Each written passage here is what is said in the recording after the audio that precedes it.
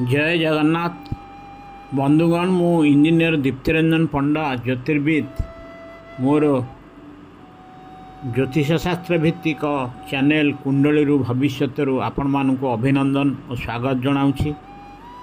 आज गोटे प्रमुख विषय आलोचना करवा ताहा होछि आयु विचार। अधिकांश लोक ज्योतिष मान पाखक आसिक पचारि थांती मु केबे मरिबी। यह एक जटिल प्रश्न। ने ज्योतिष मान पाखे आयुषटा केमती समस्ते जानवे केतबेले लोक मैंने भिड़ लगे था, किंतु सत कहिया गले जन्म और मृत्युर नियंत्रण केवल भगवान का हाथ में।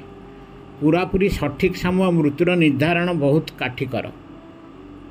उदाहरण स्वरूप मु गोटे कथा कहूँ, भगवान सत्यसेवी बाबा से बहुत आगुरी तांको को महान ज्योतिष जड़े कहते तुम 2020 मसीह तुम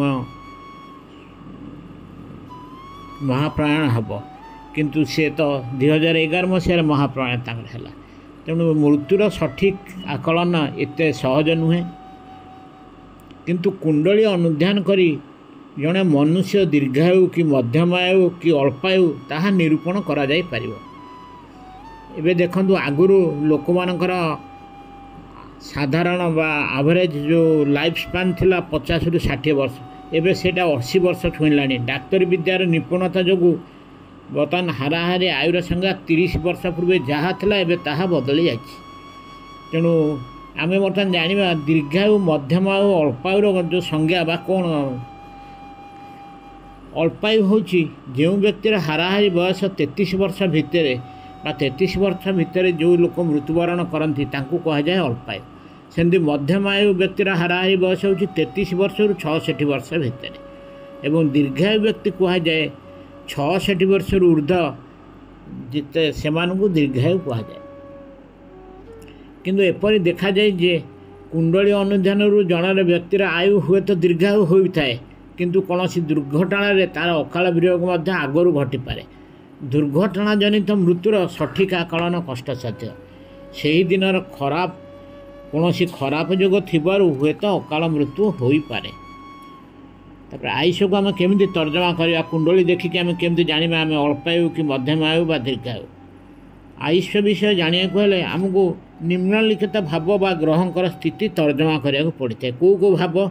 लग्न भाव बा लग्नेशर स्थिति। सेमती अष्टम भावटा हूँ आयु स्थान, अष्टम भाव एवं अष्टमेशंकर स्थिति। एवं तृतीय भाव को कहीं धरा जाए सेटा हूँ अष्टम भावर अष्टम भाव। भावेत भावम सूत्र अनुसार अष्टम भावर अष्टम भाव। तापर चतुर्थरे आयुर होउछन्ति कारक ग्रह शनि, तांकर अवस्थिति सी कुंडली भलरे अछन्ति कि खराब अछन्ति ताकू देखिके आकलन करा जाए। आमे बर्तमान जो 4टी जगह पॉइंट आमे डिस्कसन कले तारी ऊपर गोटी के पर गोटे आम करिया। गुरुत्वपूर्ण भाव होछि लग्न। लग्न और लग्नेश ऊपर केमती आम दीर्घायु कि अल्पायु केम जानिबा। लग्नेश जेकोसी भाव में रही जदि लग्न को दृष्टि दियंती तेबे से व्यक्ति दीर्घायु। तार अर्थ होछि सी लग्न थिले तो ठीक अच्छी, बाकी सी अलगा जेकोसी घर रही जदि लग्न होछि आम निजे आम निजर शरीर। तेणु जदि लग्न को लग्न से दृष्टि दियंती से केबे हेले आम शरीर खराब करें। तेणु से व्यक्ति सदाबले दीर्घायु। सेमती लग्नेश जदि केन्द्र मान होछि जदि लग्न अधिपति जदि लग्न थिबो बा चतुर्थ स्थान रे थिबो बा सप्तम स्थान रे थिबो बा दशम स्थान रे थिबो।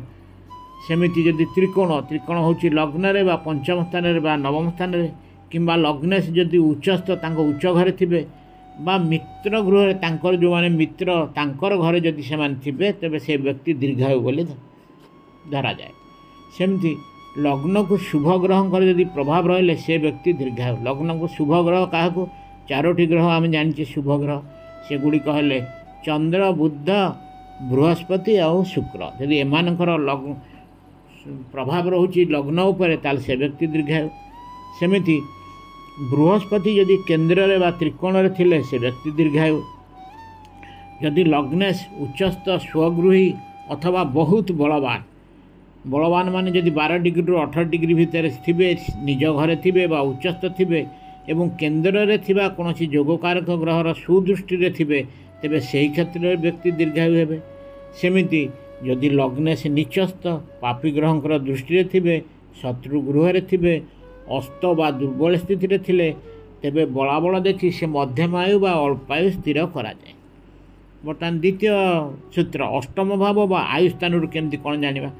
ଅଷ୍ଟମ ଭାବ ସ୍ୱାମୀ ଯଦି ଲଗ୍ନରେ ବା ଅଷ୍ଟମ ଗୃହରେ ବା ଅଷ୍ଟମ ଗୃହକୁ ଦୃଷ୍ଟି ଦିଅନ୍ତି ତେବେ ବି ଦୀର୍ଘାୟୁ ଯୋଗ। ତେଣୁ ଅଷ୍ଟମ ଭାବ ସ୍ୱାମୀ ଯଦି ଅଷ୍ଟମ ଗୃହରେ ମାନେ ତାଙ୍କ ନିଜ ଘର, ସେମିତି ଯେକୌଣସି ଜାଗାରେ ଥାଇକି ଯଦି ଅଷ୍ଟମ ଘରକୁ ଦୃଷ୍ଟି ଦିଅନ୍ତି ତେବେ ବି ଦୀର୍ଘାୟୁ ଯୋଗ। ସେମିତି ଲଗ୍ନେଶ ଓ ଅଷ୍ଟମ ଭାବ ସ୍ୱାମୀ ଯଦି ସ୍ଥାନ ପରିବର୍ତ୍ତନ କରନ୍ତି ତେବେ ଦୀର୍ଘାୟୁ ଯୋଗ। ତା ଅର୍ଥ ଲଗ୍ନେଶ ଯଦି ଅଷ୍ଟମ ସ୍ଥାନରେ ଥିବେ, ଅଷ୍ଟମ ଭାବ ସ୍ୱାମୀ ଯଦି ଲଗ୍ନରେ ଥିବେ ତାହେଲେ ବି ସେଇଟା ଦୀର୍ଘାୟୁ ଯୋଗ। ଅଷ୍ଟମ ଭାବ ସ୍ୱାମୀ ଯଦି ଲଗ୍ନକୁ ଦୃଷ୍ଟି ଦିଅନ୍ତି ତେବେ ବି ଦୀର୍ଘାୟୁ ଯୋଗ। କାରଣ ଅଷ୍ଟମ ଘରର ସ୍ୱାମୀ ଆମ ଶରୀର ଉପରେ ଦୃଷ୍ଟି ଦେଲା ମାନେ ଆୟୁର କାରକ, ସେ ଅଷ୍ଟମେଶ ହେଲା ଆୟୁର କାରକ ଗ୍ରହ, ତେଣୁ ସେ କ୍ଷେତ୍ରରେ ବି ଦୀର୍ଘାୟୁ ଯୋଗ। ଜଣେ ବ୍ୟକ୍ତି ଦୀର୍ଘାୟୁ ହୋଇପାରେ ଯଦି ଏହାର ଅଷ୍ଟମ ଗୃହ, ଅଷ୍ଟମ ଅଧିପତି, ଲଗ୍ନ ଏବଂ ଲଗ୍ନ ଅଧିପତି ଓ ଶନି କୁଣ୍ଡଳୀରେ ଶୁଭ ଥାନ୍ତି। ଯଦି କୁଣ୍ଡଳୀରେ ଅଷ୍ଟମ ଗୃହରେ ଶୁଭ ଗ୍ରହ ମାରକ ନ ହୋଇ ବୃହସ୍ପତି, ଶୁକ୍ର ଏବଂ ବୁଧ ବାସ କରିଥାନ୍ତି ତେବେ ସେହି ବ୍ୟକ୍ତି ଦୀର୍ଘାୟୁ ହୋଇଥାନ୍ତି। ଯଦି କୁଣ୍ଡଳୀର ଅଷ୍ଟମ ଗୃହରେ ମାରକ ଗ୍ରହ ବାସ କରନ୍ତି ତେବେ ଜାତକର ଆୟୁଷ କମ୍ ହୋଇଥାଏ। କୁଣ୍ଡଳୀରେ ଅଶୁଭ ଗ୍ରହ ମଙ୍ଗଳ, ରାହୁ ବା କେତୁ ମାରକ ହୋଇ ଅଷ୍ଟମ ଗୃହରେ ବାସ କଲେ ଆୟୁଷ ହାନି ଘଟିଥାଏ। ଅଷ୍ଟମ ସ୍ଥାନ ଖରାପ ଗ୍ରହଙ୍କର ଦୃଷ୍ଟିରେ ଓ ଅଷ୍ଟମ ଅଧିପତି ନିଚସ୍ଥ ଥିଲେ ବ୍ୟକ୍ତି ଅଳ୍ପାୟୁ ହୋଇଥାଏ। ସେମିତି ଯଦି ଅଷ୍ଟମ ସ୍ଥାନରେ ଉଭୟ ଯୋଗକାରକ ଓ ମାରକ ଗ୍ରହ ଥାନ୍ତି ତେବେ ସେମାନଙ୍କର ବଳାବଳକୁ ବିଚାରକୁ ନେଇ ବ୍ୟକ୍ତିର ଆୟୁ ନିର୍ଦ୍ଧାରଣ କରାଯାଏ। ଯେଉଁ ବ୍ୟକ୍ତିର ଅଷ୍ଟମେଶ କେନ୍ଦ୍ରରେ ଥାନ୍ତି ସେହି ଲୋକ ଦୀର୍ଘାୟୁ ହୋଇଥାଏ। ଯଦି କୁଣ୍ଡଳୀର ଅଷ୍ଟମେଶ ଲଗ୍ନେଶଙ୍କ ସହିତ କୌଣସି ଗୃହରେ ଏକତ୍ର ବାସ କରନ୍ତି କିମ୍ବା କୌଣସି ମାରକ ଗ୍ରହ ଅଷ୍ଟମ ସ୍ଥାନରେ ଥାନ୍ତି ସେହି କ୍ଷେତ୍ରରେ ବ୍ୟକ୍ତି ବି ଅଳ୍ପାୟୁ ହେବେ। ସେମିତି ତୃତୀୟ ସୂତ୍ର ହେଉଛି କ'ଣ ଅଷ୍ଟମ ଭାବର ଅଷ୍ଟମ ସୂତ୍ର, ଯେଉଁଟା ଭାବେ ଭାବମ୍ ସୂତ୍ର ଅନୁସାରେ ଅଷ୍ଟମ ଭାବର ଅଷ୍ଟମ ସ୍ଥାନ ଅର୍ଥାତ୍ ତୃତୀୟ ଭାବ। ତେଣୁ ତୃତୀୟ ଭାବ ସ୍ୱାମୀ ତୃତୀୟ ଗୃହରେ ବା ତୃତୀୟ ସ୍ଥାନକୁ ଦୃଷ୍ଟି ଦେଲେ ସେ ବ୍ୟକ୍ତି ବି ଦୀର୍ଘାୟୁ। ତୃତୀୟ ଭାବ ସ୍ୱାମୀ ସ୍ୱଗୃହୀ, ଉଚ୍ଚସ୍ଥ, ବଳି ଓ ଅସ୍ତ ନ ହୋଇଥିଲେ ବ୍ୟକ୍ତି ଦୀର୍ଘାୟୁ। ତୃତୀୟ ଭାବ ସ୍ୱାମୀ ନିଚସ୍ଥ ବା ତ୍ରିକ୍ ସ୍ଥାନ ଯେଉଁଟା ଷଷ୍ଠ, ଅଷ୍ଟମ ବା ଦ୍ୱାଦଶ ଗୃହରେ ଥିଲେ ବା ଶତ୍ରୁ ଗୃହରେ ଥିଲେ ସେ ବ୍ୟକ୍ତି ଅଳ୍ପାୟୁ। ତାପରେ ଚତୁର୍ଥ ସୂତ୍ର ହେଲା ଆୟୁର କାରକ ଗ୍ରହ ଶନି। ଶନିଙ୍କର କୁଣ୍ଡଳୀରେ କେଉଁ ଜାଗାରେ ଅଛନ୍ତି ତାକୁ ଦେଖିକି ଆମେ ଜାଣିପାରିବା। କ'ଣ ବୈଦିକ ଜ୍ୟୋତିଷ ଶାସ୍ତ୍ର ମତରେ ଶନି ଗ୍ରହ ହେଉଛନ୍ତି ଆୟୁର କାରକ ଏବଂ କୁଣ୍ଡଳୀର ଅଷ୍ଟମ ସ୍ଥାନ ବ୍ୟକ୍ତିର ଆୟୁ ସ୍ଥିର କରେ। ଶନି ଯଦି କୌଣସି ମାରକ ଗ୍ରହଙ୍କ ସହିତ ବା ଲଗ୍ନେଶଙ୍କ ସହିତ ଅଷ୍ଟମ ଭାବ ରୁହନ୍ତି ତେବେ ବ୍ୟକ୍ତି ଅଳ୍ପାୟୁ। କାରକ ଭାବନାଶୟ ସୂତ୍ର ଅନୁସାରେ ଶନି ଅଷ୍ଟମ ଗୃହରେ ରହିଲେ ବ୍ୟକ୍ତି ଅଳ୍ପାୟୁ ହେବା କଥା, କିନ୍ତୁ ନ୍ୟାୟ ଦେବତା ଶନିଙ୍କ କ୍ଷେତ୍ରରେ ଏହାର ବିପରୀତ ଘଟେ, ଅର୍ଥାତ୍ ବ୍ୟକ୍ତି ଦୀର୍ଘାୟୁ। ଶନିଙ୍କର ଦୃଷ୍ଟି ଯଦି ଅଷ୍ଟମେଶଙ୍କ ଉପରେ ପଡ଼େ ତେବେ ସେ ବ୍ୟକ୍ତି ମଧ୍ୟ ଦୀର୍ଘାୟୁ। ତାପରେ ଆମେ ଆୟୁର ଆଉ କେତେ ଗୁଡ଼ିଏ ସୂତ୍ର ଅଛି, ସେହି ସୂତ୍ରଟାକ ଟିକେ ଆଲୋଚନା କରିଦେବା। ଯଦି ଷଷ୍ଠ ସ୍ଥାନର ଅଧିପତି ଦ୍ୱାଦଶ ସ୍ଥାନରେ ବାସ କରନ୍ତି ତେବେ ସେହି ବ୍ୟକ୍ତି ଦୀର୍ଘାୟୁ। ଯଦି ଦଶମେଶ ବା ଦଶମ ସ୍ଥାନର ଅଧିପତି ଅଷ୍ଟମ ଭାବରେ କୌଣସି ମାରକ ଗ୍ରହ ବା ଲଗ୍ନେଶଙ୍କ ସହିତ ଏକତ୍ର ରହିଥାନ୍ତି ତେବେ ସେହି ବ୍ୟକ୍ତି ଅଳ୍ପାୟୁ। ଯଦି ଷଷ୍ଠ ଗୃହର ଅଧିପତି ଲଗ୍ନରେ ଏବଂ ଦ୍ୱାଦଶ ଗୃହର ଅଧିପତି ଅଷ୍ଟମରେ ବାସ କରେ ତେବେ ସେହି ବ୍ୟକ୍ତି ଦୀର୍ଘାୟୁ ହୋଇଥାଏ। ଯଦି ଷଷ୍ଠ ସ୍ଥାନର ଅଧିପତି ଷଷ୍ଠ ସ୍ଥାନରେ, ଦ୍ୱାଦଶ ସ୍ଥାନର ଅଧିପତି ଦ୍ୱାଦଶ ସ୍ଥାନରେ ବାସ କରେ ସେହି ବ୍ୟକ୍ତି ଦୀର୍ଘାୟୁ ହୋଇଥାଏ। ଯଦି ଲଗ୍ନେଶ ଉଚ୍ଚସ୍ଥ ସହିତ ଚନ୍ଦ୍ର ଲଗ୍ନର ଏକାଦଶ ସ୍ଥାନରେ ଓ ବୃହସ୍ପତି ଲଗ୍ନର ଅଷ୍ଟମ ସ୍ଥାନରେ ରୁହନ୍ତି ତେବେ ସେହି ବ୍ୟକ୍ତି ଦୀର୍ଘାୟୁ ହୋଇଥାଏ। ଆହୁରି ଆମର ଆୟୁ ନିର୍ଦ୍ଧାରଣ ପାଇଁ ଅନେକ ଗୁଡ଼ିଏ ମ୍ୟାଥମେଟିକାଲ୍ କାଲକୁଲେସନ୍ ରହିଛି, ସେସବୁ ବହୁତ ଜଟିଳ, ଯେଉଁଟାକୁ ବହୁତ ଆକ୍ୟୁରେଟ୍ ପ୍ରେଡ଼ିକ୍ସନ୍ କରିହେବ। ପାଖାପାଖି ମୃତ୍ୟୁ ସମୟ ବା ମୃତ୍ୟୁ ଦିନ ଏକ୍ଜାକ୍ଟ ନହେଲେ ବି ପାଖାପାଖି ଆମେ ତାକୁ ନିର୍ଦ୍ଧାରଣ କରିହେବ।